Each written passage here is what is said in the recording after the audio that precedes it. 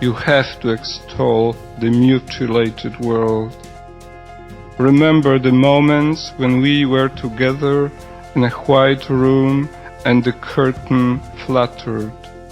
Return in thought to the concert where music flared. You gathered acorns in the park in autumn and leaves eddied over the earth's scars. Extol the mutilated world, and the grey feather a thrush lost, and the gentle light that strays and vanishes and returns. This reading by Adam Zagajewski, recorded in March 2001, was postponed from its original date by the forces of Mother Nature. On February 28, 2001, the Nisqually Earthquake struck. In wry form, Zagajewski banters about the interplay between reality and poetry, life and art. He notes thematic links between his book Tremor, his poem Lvov, and the shaking earth that brought daily life in the Pacific Northwest to a halt. I'm Rebecca Hoogs, the Interim Executive Director of Seattle Arts and Lectures. You're listening to Sal on Air, a collection of talks and readings from the world's best writers from over 30 years of Seattle Arts and Lectures. The preeminent Polish poet of his generation, Zagajewski's early work was political in nature. He sought to illuminate conditions in Western Poland post-World War II. With insight and imagination, Zagajewski's poems depict the surreal experience of daily life following the Soviet takeover of his hometown, Lvov, in present-day Ukraine. He was part of the generation of '68, a group opposed to the communist government in its alliance with the Soviet Union. As a result, Zagajewski's writing was banned in the mid-1970s. In later years, his poetry ascended from protest and politics to history, philosophy, the divine, and love.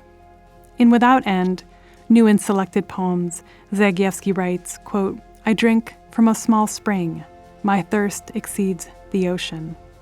At the start of this reading, which includes poems in English and Polish, Zagajewski says, quote, "As long as you write new poems, you are alive. It's the only proof of this." Zagajewski died suddenly this past March, but his poems endure. In a poetic twist of fate, the date of Zagajewski's passing was the same as the evening he read at Seattle Arts and Lectures, exactly 20 years ago. Let's listen to Zagajewski's poems and what his writings continue to tell us today. This is Sal on Air.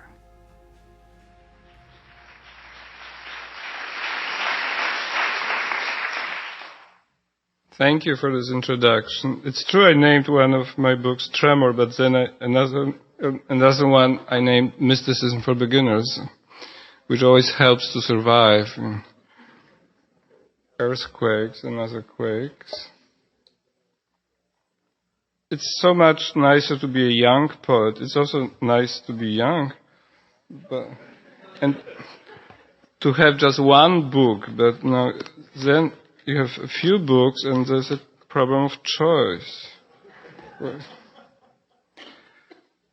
And the easiest one is the chronological order, but it seems to be so primitive. Yeah. Especially in poetry, because poetry has nothing to do with time. So I will start with a few new poems, and perhaps I will return to, because I have plenty of new poems, which I can say with pride. As long as you write new poems, you are alive. It's the only proof of this.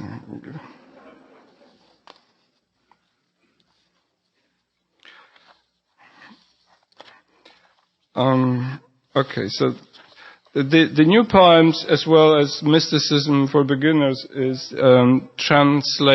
been translated by Claire Kavanagh.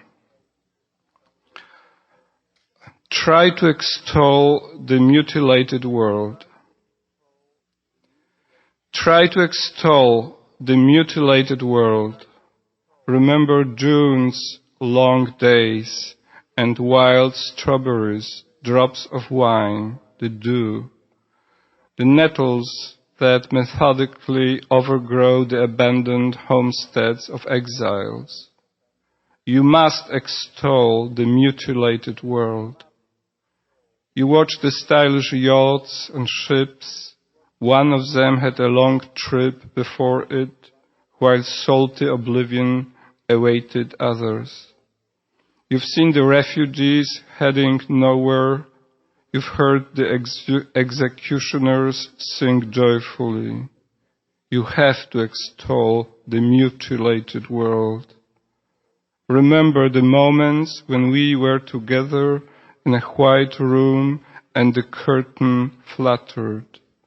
Return in thought to the concert where music flared. You gathered acorns in the park in autumn and leaves eddied over the earth's scars. Extol the mutilated world and the grey feather a thrush lost and the gentle light that strays and vanishes and returns.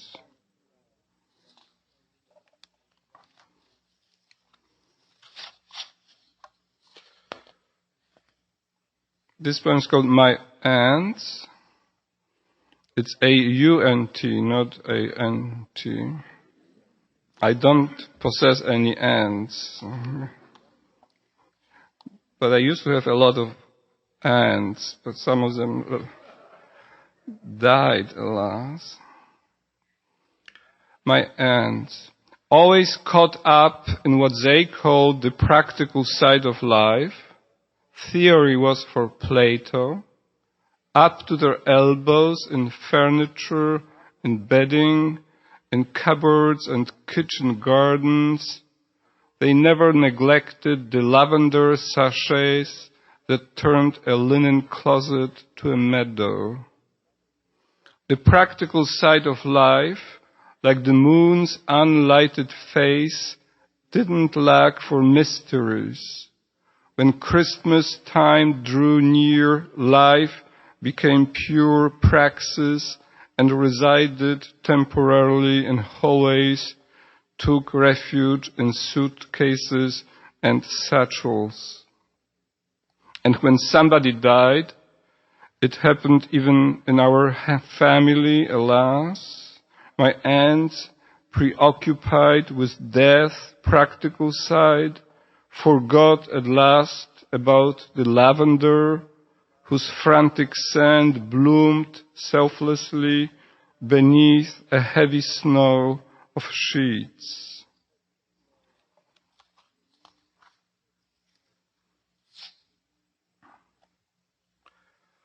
The next poem is called Square d'Orléans, and I explained the same thing in Portland, so don't tell people in Portland that I repeat myself.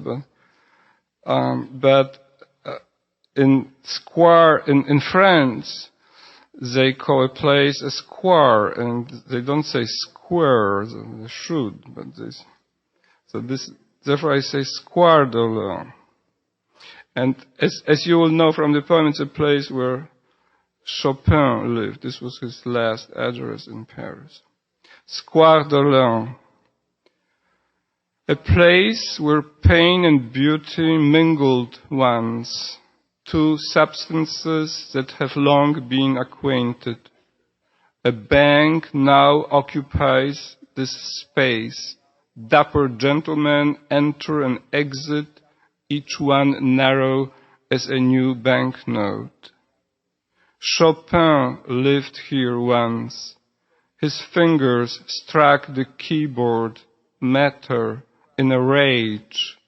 Impassioned poetry once lived here.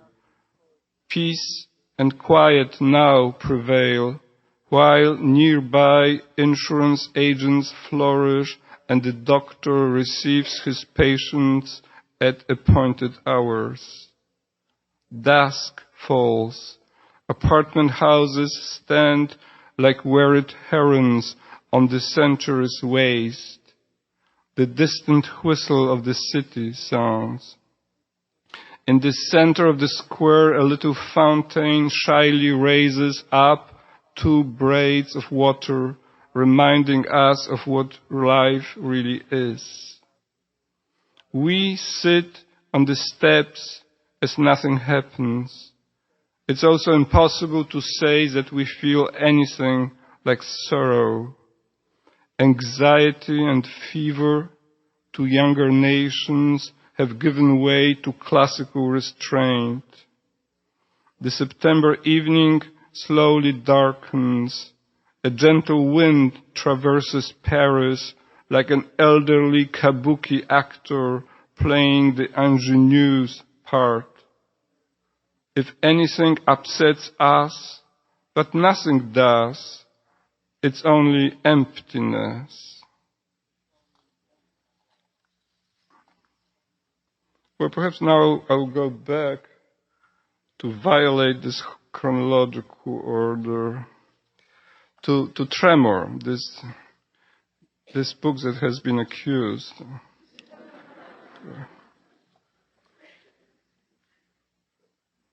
I'll read a poem which is a little bit longer, but not really long. Not as some American poets write very long poems. I don't do it. It has a strange title. It's called Franz Schubert, A Press Conference. And it's of course Franz Schubert who's the speaker in this poem. Yes, my life was short. Yes, I laughed, felt a light growing. Yes, under my fingers sparks were born.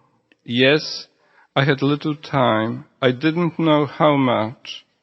I pitied Gretchen, dead youth, the unrequited. No, the flame wasn't mute.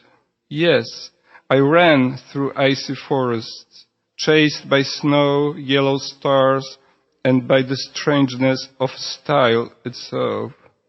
No, not the police. I don't know if it was a devil.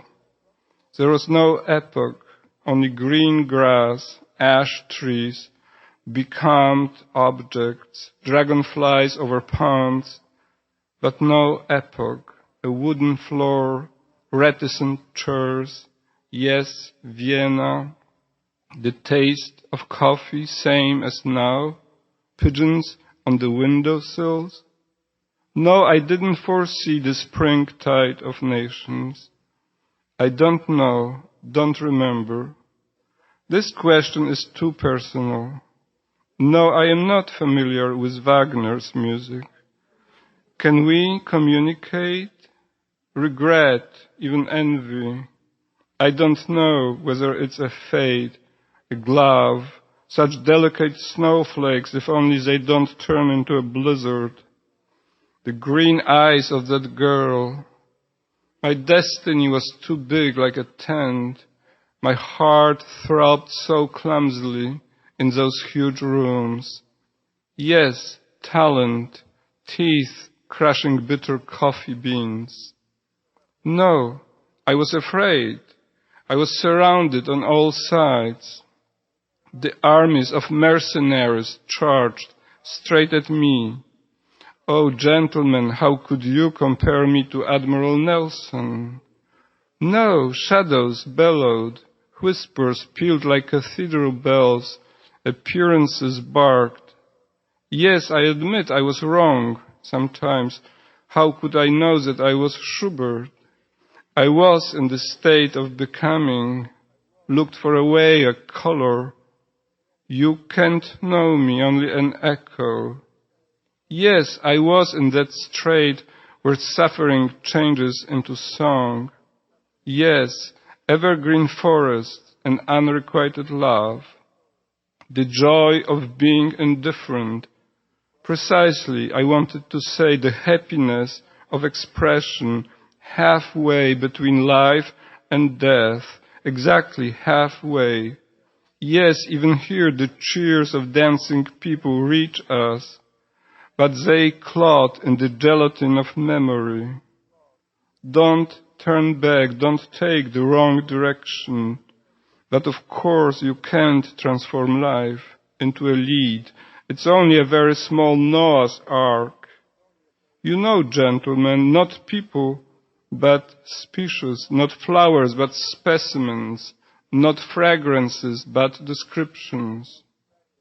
While we ran wild in the meadows' luxury, in weeds and in wind, in dandelions and anemones, in the huge plural of sounds and colors, passionate and speechless, submissive to the demands of breathless messengers, in jubilation, in sin, in prayer, morning and evening, in boredom and laughter, the eternal dance lasted. So many things were happening, fear and games, cut fingers, gaping mouth, real kisses and kisses only in daydreams, braids, ears of wheat, your glances, a veranda, silence, and nothing, the crimson of the fall. Yes, I remember everything, larks on long threads, poppies, a hazel grove, the warm brick of the city, the voices fading in the dusk and night, a box in which children hide their treasures, the sleep and the vigil, Venus in the pale sky shivering from cold. Yes, it is even better now, only two lips talk to themselves in the singing, a piano nearby in its gleaming tuxedo. Yes, I'm tired now, and no, it's not a complaint.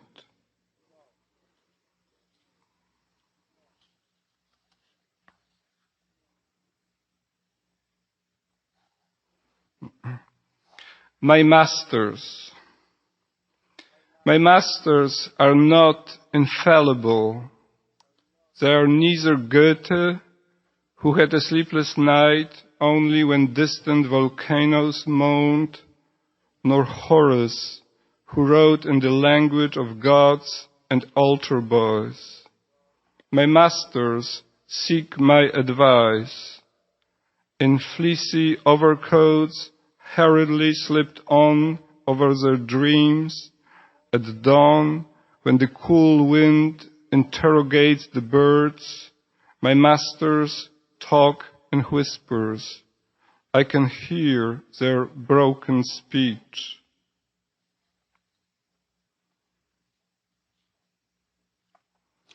Perhaps enough of this old stuff.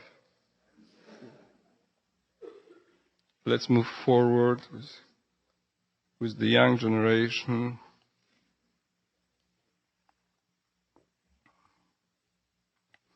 So perhaps now a few poems from mysticism for beginners.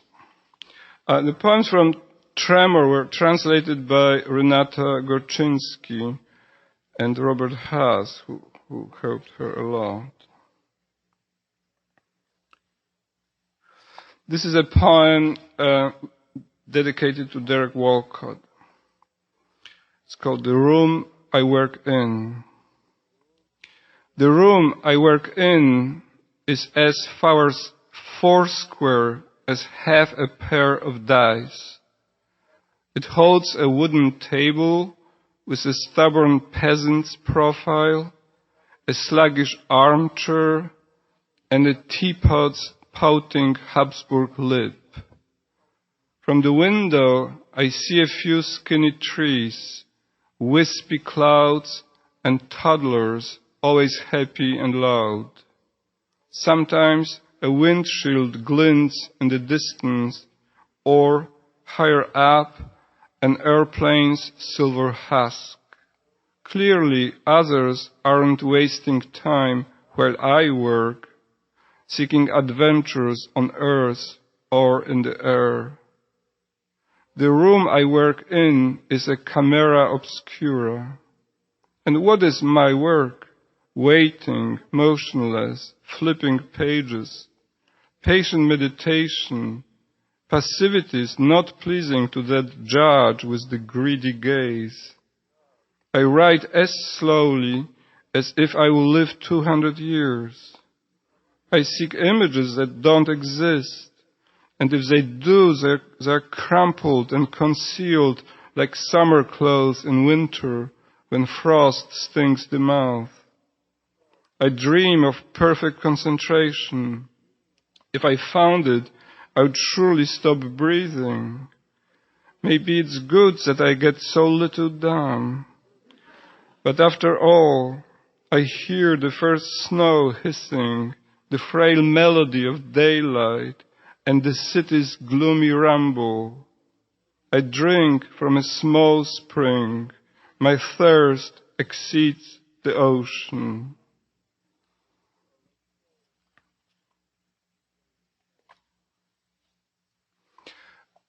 Refugees. It's a poem that everyone could write after having seen those things on television. Refugees, bent under burdens which sometimes can be seen and sometimes can't. They trudge through mud or desert sands, hunched, hungry, silent men in heavy jackets, dressed for all 4 seasons, old women with crumpled faces, clutching something, a child, the family lamb, the last loaf of bread. It could be Bosnia today, Poland in September 39, France 8 months later, Germany in 45, Somalia, Afghanistan, Egypt.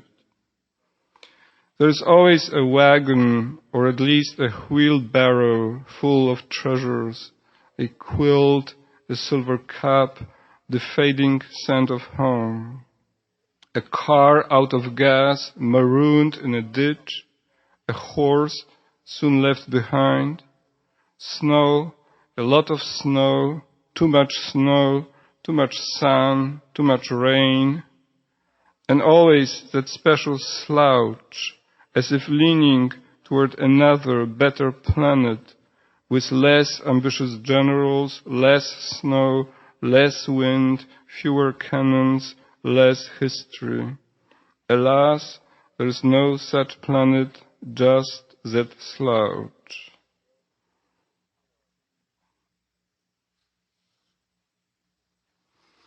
Mysticism for beginners. The day was mild, the light was generous. The German on the cafe terrace held a small book on his lap. I caught sight of the title, Mysticism for Beginners. Suddenly I understood that the swallows patrolling the streets of Montepulciano with their shrill whistles and the hushed talk of timid travelers from Eastern, so-called Central Europe, and the white herons standing yesterday, the day before, like nuns in fields of rice, and the dusk, slow and systematic, erasing the outlines of medieval houses and olive trees on little hills, abandoned to the wind and heat, and the head of the unknown princess that I saw and admired in the Louvre, and stained glass windows like butterfly wings sprinkled with pollen, and the little nightingale practicing its speech beside the highway, and any journey,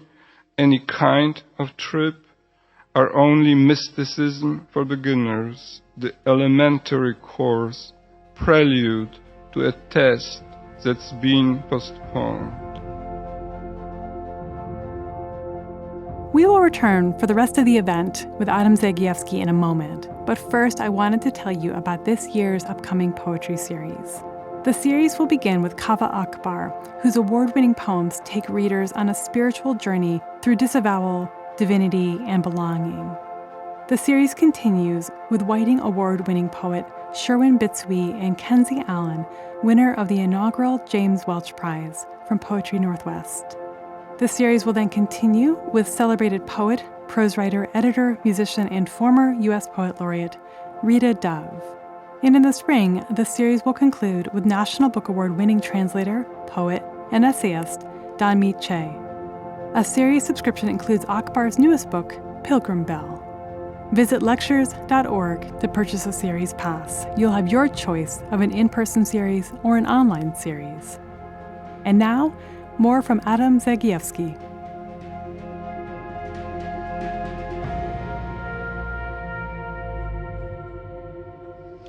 This is a poem which it's called Apartment for Scholars. And I'm not a scholar, but if you're a poet, you're sometimes put up in an apartment for scholars. This is kind of strange life. You go for 2 weeks to a place, and it's called residency. And so I've decided to describe one of those places. Apartment for Scholars. The apartment for visiting scholars holds a bookshelf with a dozen weary novels in a language not spoken by your kin, a sleepy Buddha, a mute TV, a battered skillet bearing traces of Saturday night's dismal scrambled eggs, a drab teapot that whistles in every idiom. You try to settle in and even think. You read Meister Eckhart about distance, Abgeschiedenheit, the poems of a British Francophile, and Anglo-centric Frenchman's prose. And only after several days of struggling to inhabit these hygienic quarters, hospice to the cream of cultivated humankind, you realize with something close to awe that no one lives here. There is no life on earth.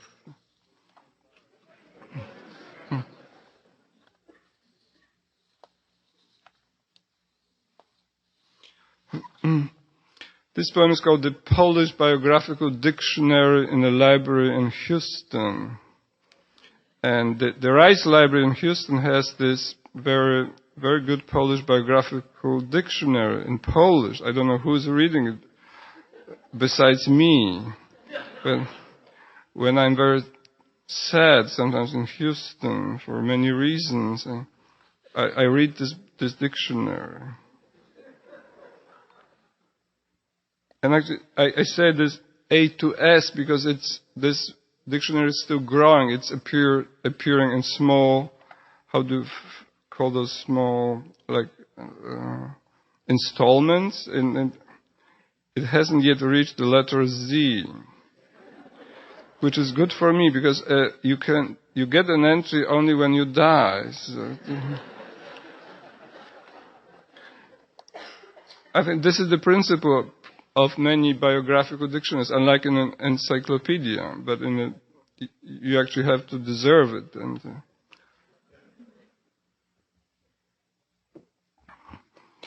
the Polish Biographical Dictionary in a library in Houston.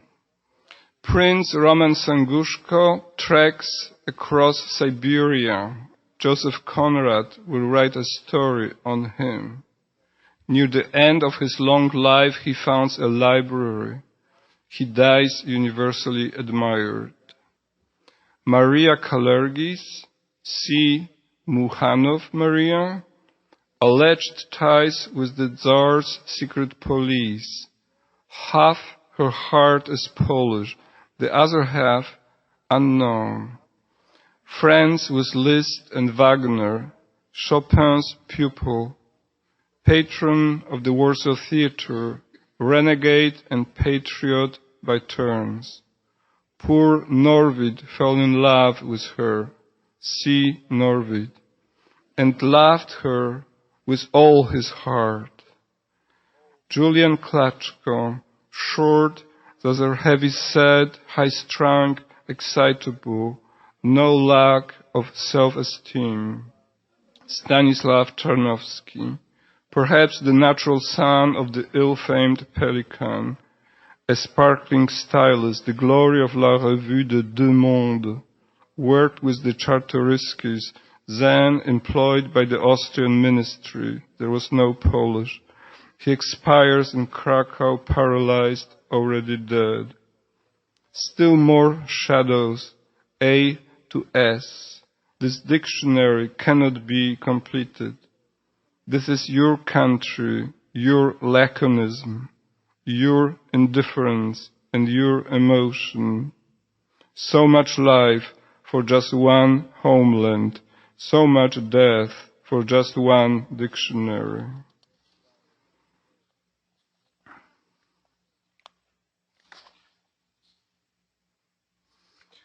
And perhaps now a few poems from Canvas. You see how many, this is the prize for getting older, just too many books.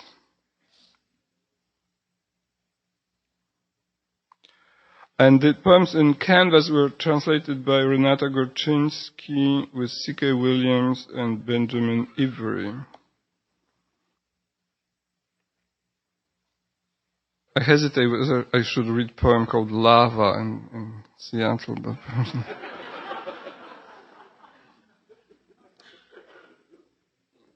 it's all playing with fire.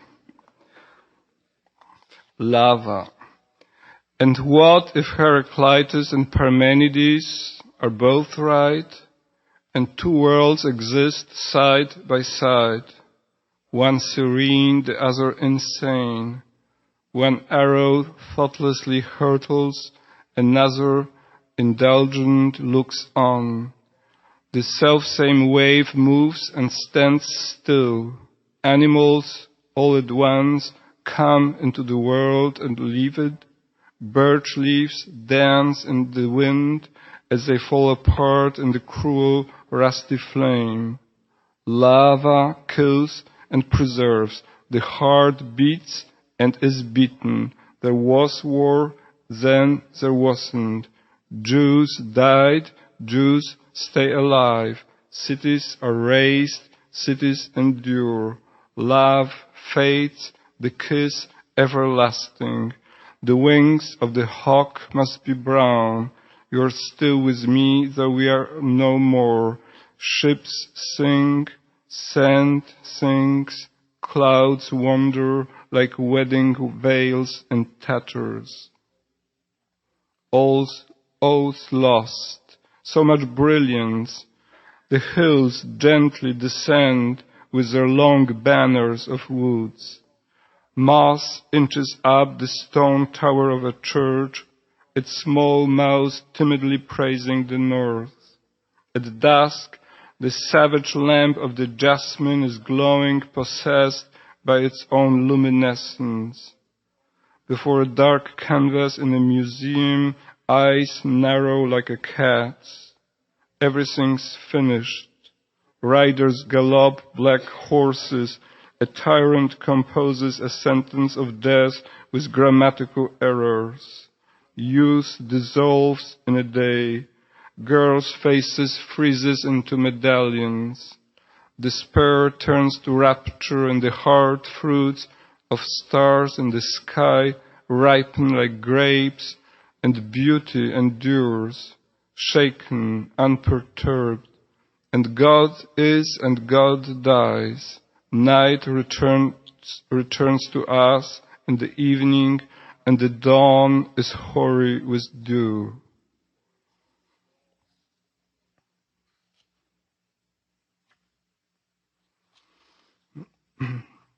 And this is called A Talk with Friedrich Nietzsche. Most highly respected Professor Nietzsche, sometimes I seem to see you on a sanitarium terrace at dawn, with fog descending and song bursting the throats of the birds. Not tall, head like a bullet, you compose a new book, and a strange energy hovers around you. Your thoughts parade like enormous armies. You know now that Anne Frank died, and her classmates and friends, boys, girls, and friends of her friends, and cousins and friends of her cousins. What are words, I want to ask you? What is clarity? And why do words keep burning a century later, though the earth weighs so much? Clearly nothing links enlightenment and the dark pain of cruelty. At least two kingdoms exist, if not more. But if there is no God and no force welds elements in repulsion, then what are words really? And from whence does their inner light come? And from whence does joy come? And where does nothingness go? Where is forgiveness? Why do the incidental dreams vanish at dawn and the great ones keep growing?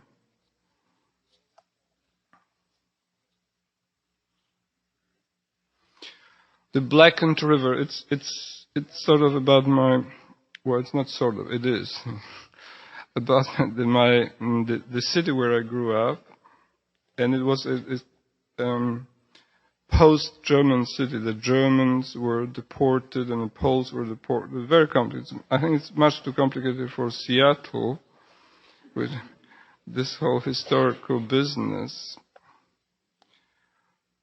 Anyway, it's a city in Silesia called Gliwice, and this is where I grew up. And the Blackened River, because it's a very industrial city and not very ecological like Seattle. So. The Blackened River ran through the park. Farther on, the numb gardens were hemmed in by thick braids of hedges. Where starlings sang now, a branch of Auschwitz had been built. Under the grass, the dressings from the Russian infirmary were interred, so the meadow is swollen and rich. Gliders guiltlessly hovered in the sky in rain as benign as a tear of joy. And another poem which refers to the same place is called Electric Elegy, and it's an elegy to a German radio, and the radio was German because we were deported from the east and we came to the west, and many objects were still from the German time. And I mentioned here several politicians' names. Some of them are very well known, alas, and some not, but you understand. Electric Elegy, it's dedicated to Robert Haas. Farewell, German radio, with your green eye and your bulky box, together almost composing a body and soul. Your lamps glowed with a pink, salmony light like Bergson's deep self. Through the thick fabric of the speaker, my ear glued to you as to the lattice of a confessional. Mussolini once whispered, Hitler shouted, Stalin calmly explained, Bierut hissed, Gomulka held endlessly forth. But no one radio will accuse you of treason. No, your only sin was obedience, absolute tender faithfulness to the kilohertz. Whoever came was welcomed, whoever was sent was received. Of course I know only the songs of Schubert brought you the jade of true joy. To Chopin's waltzes your electric heart throbbed delicately and firmly, and the clothes over the speaker pulsated like the breasts of amorous girls in old novels. Not with the news, though, especially not Radio Free Europe or the BBC. Then your eye would grow nervous, the green pupil widen and shrink as though its atropine dose had been altered. Mad seagulls lived inside you and Macbeth. At night, forlorn signals found shelter in your rooms. Sailors cried out for help. The young comet cried, losing her head. Your old age was announced by a cracked voice, then rattles, coughing, and finally blindness. Your eye faded, and total silence. Sleep peacefully, German radio. Dream Schumann, and don't waken when the next dictator rooster crows. Well, I think I should read a few poems in my native language. I think that some of my compatriots here.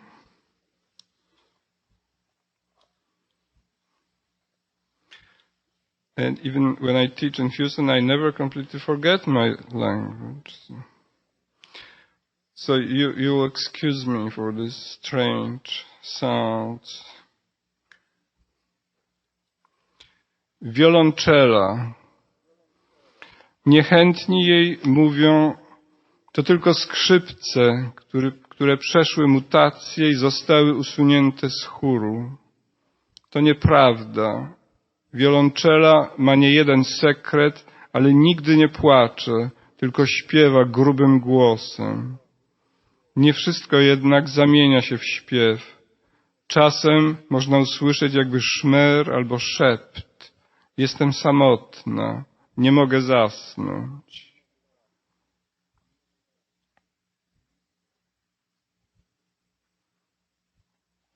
On działa. On działa w blasku i w ciemności, w huku wodospadów i w ciszy snu, lecz inaczej niż głoszą wasi pasterze, pozostający pod dobrą opieką. Szuka najdłuższej linii, drogi, która jest tak okrężna, że prawie niewidoczna. Gubi się w cierpieniu. Tylko ślepcy, tylko sowy czują czasem jej nikły ślad pod powieką.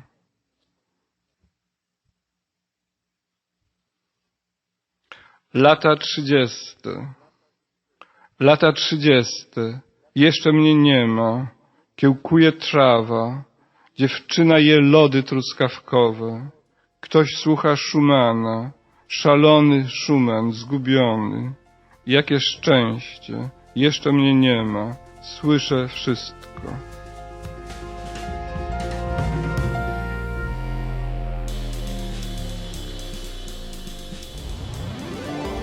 It was such an honor to host Adam Zagajewski in March 2001 and to bring him back to the podcast today. Thank you to the Seattle Arts and Lectures board, staff, and community, and thanks to all of you for listening. This show would not be possible without you. Our show is produced by Jack Straw Cultural Center with theme music by Daniel Spills. To hear more, subscribe from wherever you get your podcasts, and while you're there, rate and review us 5 stars so that more people can enjoy Sal on Air.